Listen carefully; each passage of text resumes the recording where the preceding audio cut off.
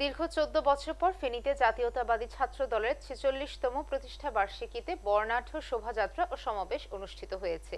ফেনী শহরের ওয়াপদা মাঠ থেকে বর্ণাঢ্য শোভাযাত্রাটি শুরু হয়ে শহীদ শহীদুল্লাহ কায়সার সড়ক ও ট্রাঙ্ক রোড প্রদক্ষিণ করে শহীদ মিনার প্রাঙ্গণে সমাবেশে মিলিত হয়। বিস্তারিত দেখুন আর.এস. জাবেদের পাঠানো রিপোর্টে।